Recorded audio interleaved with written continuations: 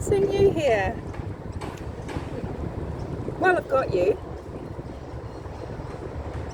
What do you think about the husband of Melissa Caddick? Melissa Caddick being the 49-year-old businesswoman who has gone missing from Sydney. She went missing from her Dover Heights home in November during the course of prelim investigations into financial matters to do with a business that she set up upon marriage to her husband Anthony. He's 38.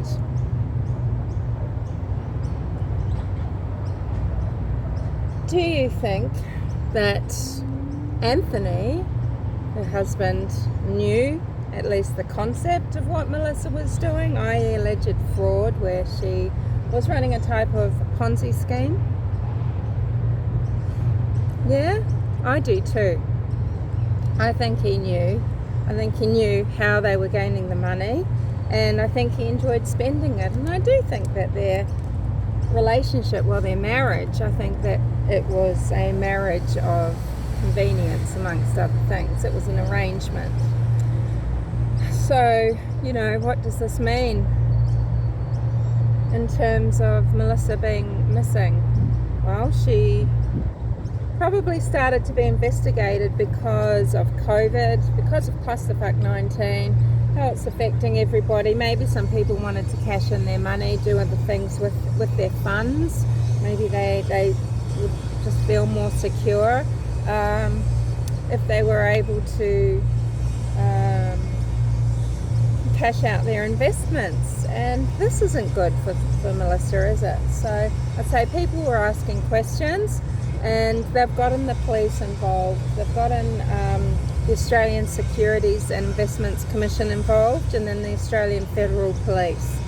And so it's not like Anthony and Melissa didn't have notice. They weren't just raided 2 days before Melissa went missing. No, she's known that this is happening, and she was due to appear in court to hear some charges the day after she went missing. Husband Anthony turns up, Melissa doesn't. Now, I believe the slamming of the door at 5:30 is just smoke and mirrors for the sake of a timeline, for the sake of the son giving testimony. Now, whether or not this was Anthony slamming the door and planting the seed or telling the story, or whether this was Melissa, I don't know, but I actually think Melissa was either hiding in the house after that, or if she'd gone the night before. 5:30 is clearly just a ruse. It's just a slamming of the door.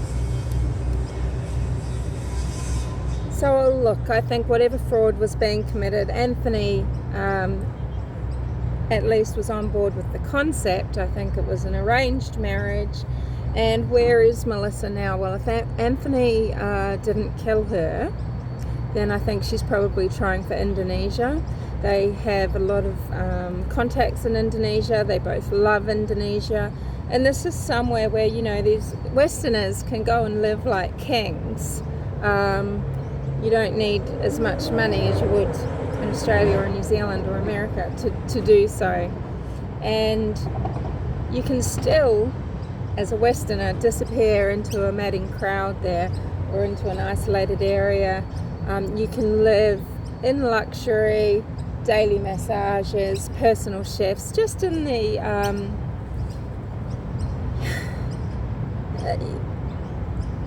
type of lifestyle that Melissa and Anthony have grown accustomed to. That's the one that could be sustained in Indonesia, because I don't think they've maybe got millions. Perhaps they have, but she might not have been able to get a lot of money together, but a little will go a long way. But she just needs to get there.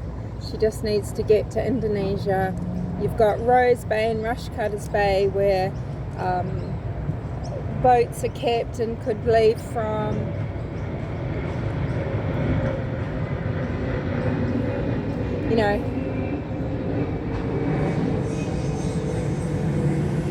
It's not like there aren't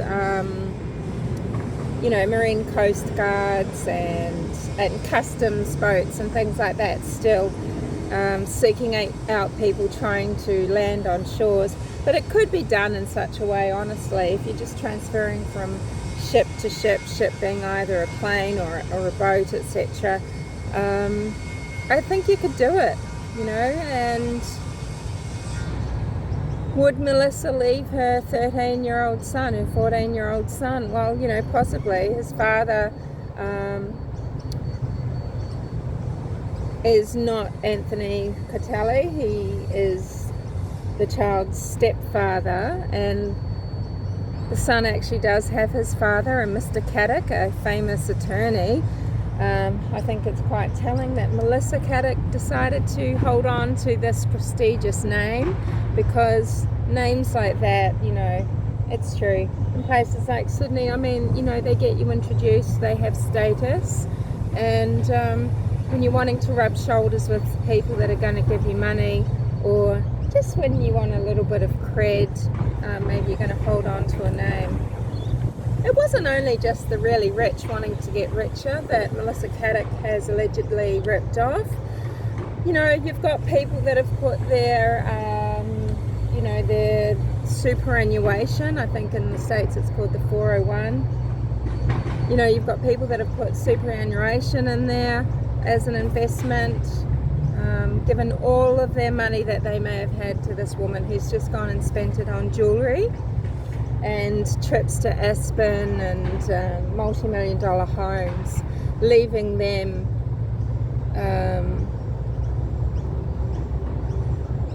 poverty-stricken, or in desperate times, or having to sell, possibly if they're lucky enough, other assets like their family home just to survive. So there's a lot of pissed off people. Now, did Anthony help Melissa escape, and is she in Indonesia, or did she hide in the home until after the son perhaps went? Did she leave in Anthony's car hiding in the boot alive, or did she leave dead? And did Anthony kill her because he doesn't want to be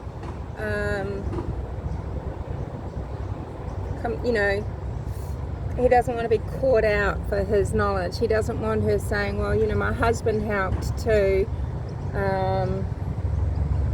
I'll tell you how we did it and who he actually brought in. If you go easy on me, I don't know. Maybe she said, if I go down, you're going down with me. I don't know.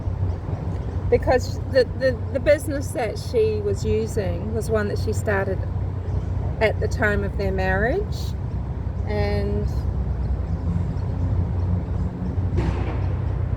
they both just seem very eccentric and ostentatious. Nothing wrong with that, but there would be if you're using other people's money to do it and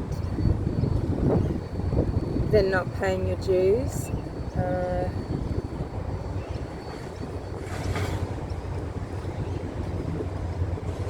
So, the questions are, I guess, would Melissa run? Would she leave her son? Would she have been planning to go and turn herself in because she thinks, well, she can pay for a hotshot lawyer, or maybe she thinks, look, I can do a few years and get out? Does she seem like the type of person that thinks, well, I'll just do my time and I'll be out? I don't know. So